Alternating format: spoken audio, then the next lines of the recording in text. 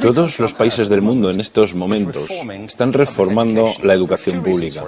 Existen dos razones para ello. La primera es económica. La gente está intentando resolver cómo podemos educar a nuestros niños para que ocupen su lugar en la economía del siglo XXI. ¿Cómo hacemos eso? Si ni siquiera podemos anticipar cómo será la economía al final de la próxima semana, como esta reciente crisis lo está demostrando. ¿Cómo hacemos eso? La segunda razón es cultural. Todos los países del mundo están intentando resolver cómo podemos educar a nuestros niños para que tengan sentido de identidad cultural, para poder legarles los genes culturales de nuestras comunidades y a la vez formar parte del proceso de globalización. ¿Cómo cuadramos ese círculo? El problema es que están intentando enfrentarse al futuro, a base de hacer lo mismo que en el pasado. Y en el proceso están alineando a millones de niños que no ven ninguna utilidad en asistir a la escuela. Cuando nosotros íbamos al colegio, nos retenían allí con la historia de que si trabajábamos mucho y sacábamos buenas notas y luego estudiábamos un título universitario, tendríamos un trabajo. Nuestros hijos no se creen eso. Y hacen bien, por cierto. Es mejor tener una titulación que no tenerla, pero ya no es ninguna garantía. Y especialmente no lo es si el camino hacia ella marginaliza la mayoría de cosas que tú consideras importantes acerca de ti mismo.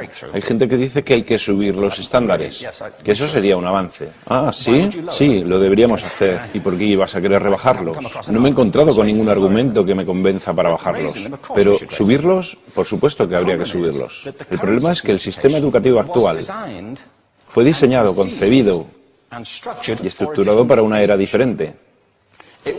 Fue concebido en la cultura intelectual de la Ilustración y en las circunstancias económicas de la Revolución Industrial.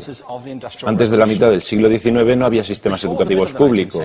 En realidad no. O sea, podrías estudiar con los jesuitas si tenías dinero, pero la educación pública, pagada con los impuestos, obligatoria para todo el mundo, gratuita y a la vuelta de la esquina, era una idea revolucionaria.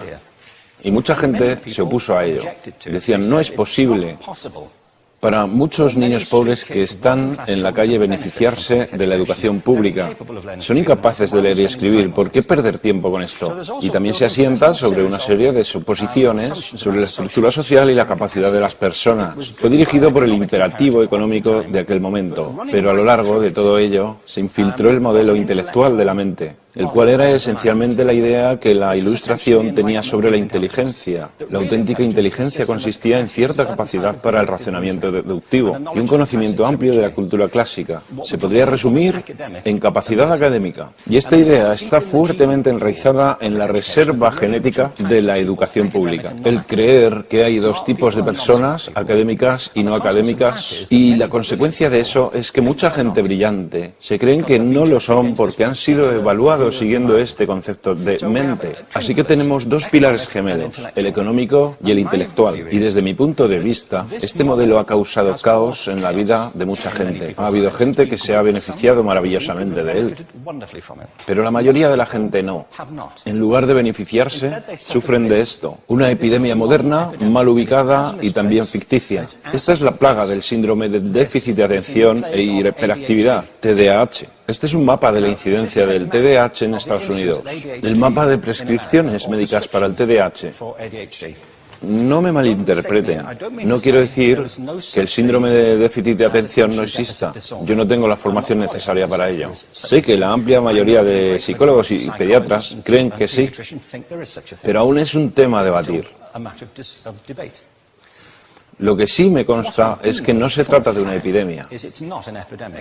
Estos niños están siendo medicados tan rutinariamente como a mi generación nos quitaban las amígdalas, por los mismos motivos caprichosos y por la misma razón, la moda de la medicina. Nuestros hijos están viviendo en el periodo más intensamente estimulante de la historia de la Tierra.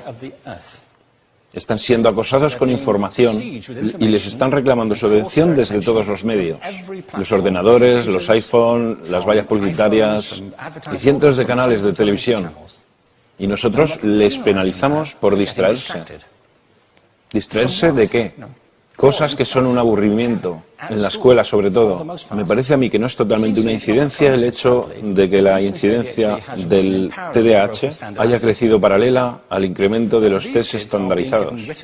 A estos niños se les está dando cosas como Ritalin, Adderall, a menudo medicación bastante peligrosa, solo para hacer que se concentren y se calmen. Pero según esto, el déficit de atención aumenta al ir al este de este país. La gente empieza a perder el interés en Oklahoma.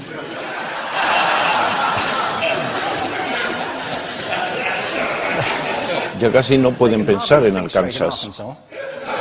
Y para cuando llegan a Washington, lo han perdido completamente. Y hay distintas razones para ello. Es una epidemia ficticia. Si lo piensas, las artes, y no quiero decir que sea exclusivo de las artes, creo que también es cierto para las ciencias y para las matemáticas, pero permítanme hablar en particular de las artes, porque ellas son las víctimas de esta mentalidad en especial. Las artes tratan especialmente la idea de experiencia estética.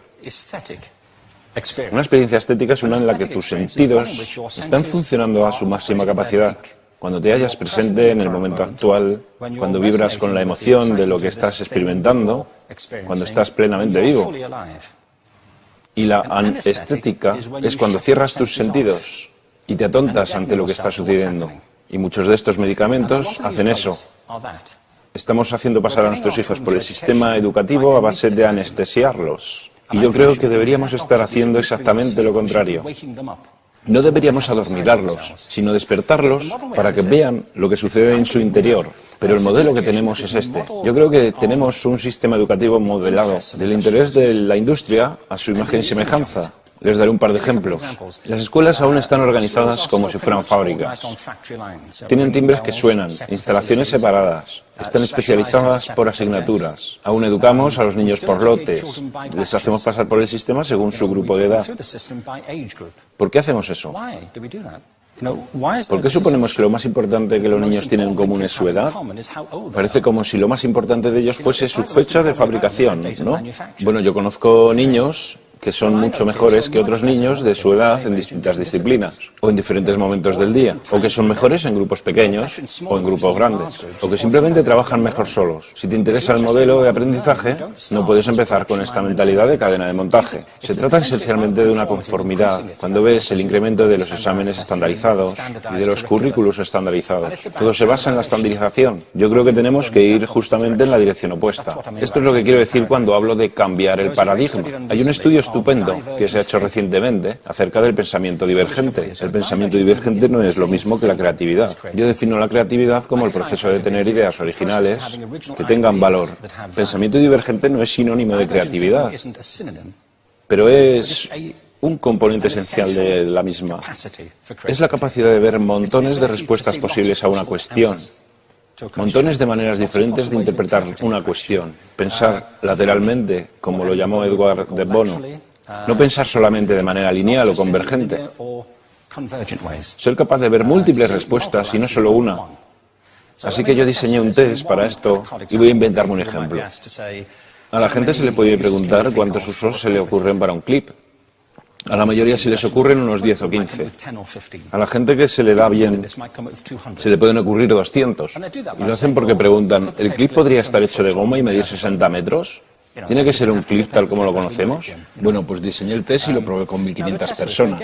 En un libro titulado Más allá del punto de ruptura, y en el protocolo del test, si superabas una puntuación determinada, se te consideraba un genio del pensamiento divergente. Así que quiero preguntarles, ¿qué porcentaje de la gente que hizo el test puntuó como genio en pensamiento divergente? Y debo decir una cosa más acerca de ellos. Eran niños de jardín de infancia. Así que, ¿qué opináis? ¿Qué porcentaje de genios?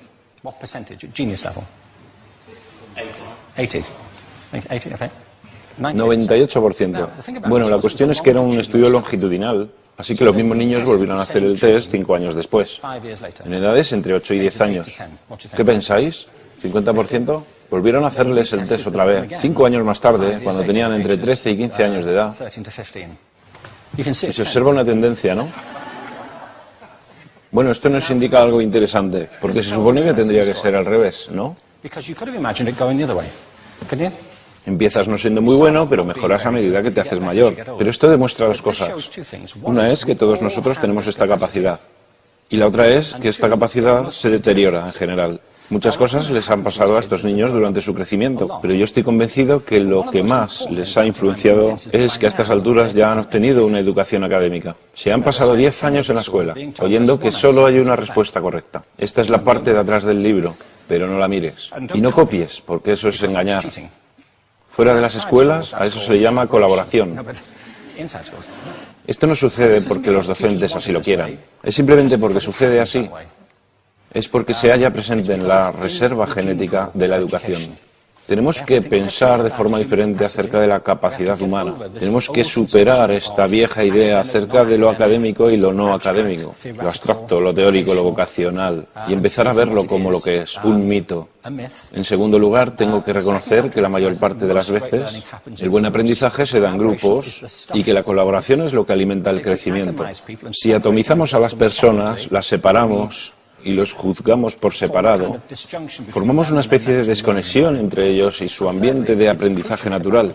Y en tercer lugar, un asunto importante es la cultura de nuestras instituciones, los hábitos de estas instituciones y los hábitats que ocupan.